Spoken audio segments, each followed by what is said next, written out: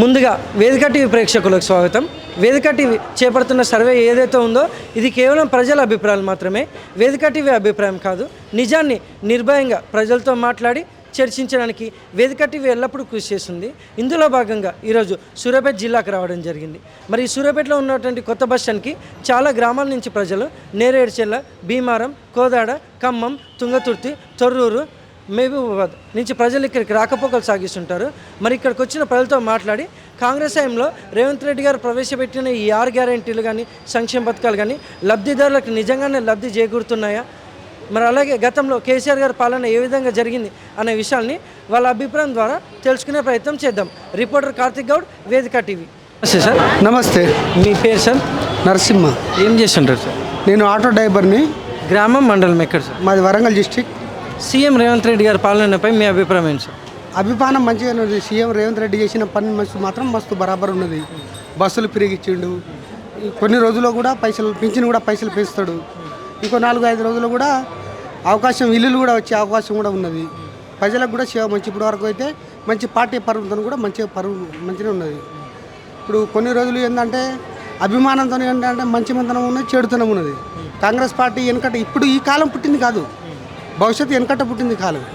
చిన్నప్పటి నుంచి సోనియా గాంధీ, రాహుల్ గాంధీ, ప్రపంచం ఇందిరాగాంధీ కూడా ఇచ్చిన ఇల్లు. అలాంటి జనాలకు ఇట్లా సాదుకోవాలని ప్రబంధం కూడా మంచిగా ఉన్నది. ఇలాంటి రోజుల నుంచి ఇప్పుడు దాకా మాత్రం ప్రశాంతంగా ఉన్నది. ఇప్పుడు రేవంత్ రెడ్డి కూడా కొన్ని రోజుల్లో కూడా మంచి అవకాశం వచ్చే రోజులు ఉన్నాయి.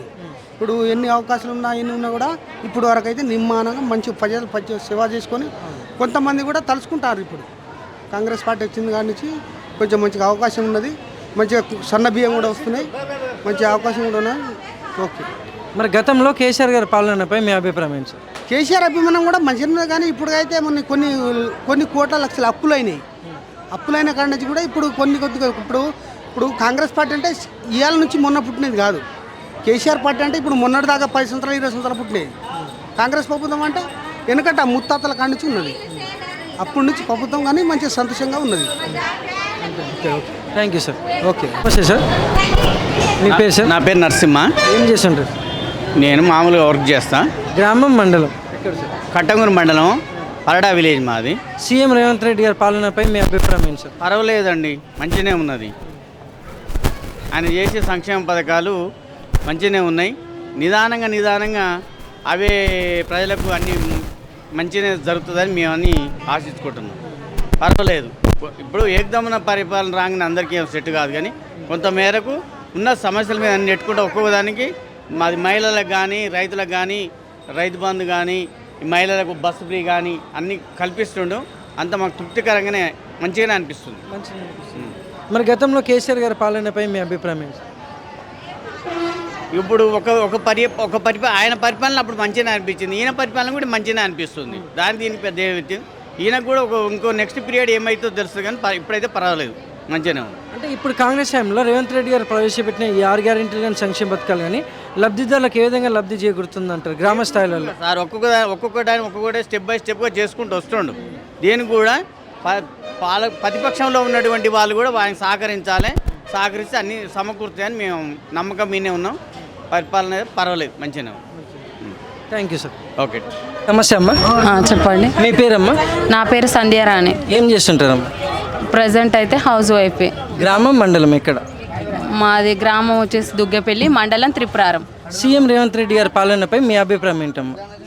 రేవంత్ రెడ్డి పరిపాలన మంచిగా ఉంది. మహిళలందరికీ ఉచితంగా ఫ్రీ బస్ పెట్టిండు.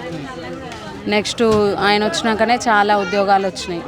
పోలీస్ ఉద్యోగాలు కానీ, టీచర్ కానీ, గురుకుల కానీ అన్ని ఉద్యోగాలు వచ్చినాయి. నెక్స్ట్ 6 గ్యారెంటీల్లో కొన్ని అమలు చేసిండు, కొన్ని అమలు చేయలేదు. మహిళలకు 2500 ఇస్తా అన్నాడు, ఇంకా అది ఒక్కటే అమలు కాలేదు. కొన్ని పథకాలు అంటే ఉద్యోగాలు కానీ, ఇండ్లు కానీ, ఫ్రీ బస్సు కానీ ఇవన్నీ చేసిండు. నమస్తే సార్. మీ పేరు సార్? మల్లయ్య. ఏం చేస్తుంటారు సార్? మా మార్కెట్లో. గ్రామం, మండలం ఎక్కడ సార్? నాయుడుపేట గ్రామం, ఖమ్మం జిల్లా. సీఎం రేవంత్ రెడ్డి గారి పాలనపై మీ అభిప్రాయం ఏంటి సార్? మంచిగా ఉందండి. పథకాలు ఇస్తున్నామండి మంచిగానే. అంతే. ఏమేమి అందుతున్నాయి? కరెంటు బిల్లు ఒకటి, గ్యాస్ ఒకటి, బస్ ఫ్రీ ఒకటి, రైతు బంధు ఒకటి ఇస్తున్నాయి. మరి గతంలో కేసీఆర్ గారి పాలనపై మీ అభిప్రాయం ఏంటి సార్? పర్లేదు కదా, ఏం చేస్తాం. ఆయన కూడా మంచి, ఆయన కూడా పర్లేదు. అయితే ఇప్పుడు కాంగ్రెస్ హయాంలో రేవంత్ రెడ్డి గారు ప్రవేశపెట్టిన ఈ 6 గ్యారెంటీలు ఏమైతే ఉన్నాయో మరి గ్రామ స్థాయిలో అందరికి అందుతున్నాయంటారు? ఇక అంతటి వాళ్ళకి అందుతున్నాయి, అందులో అందట్లే. Thank you sir.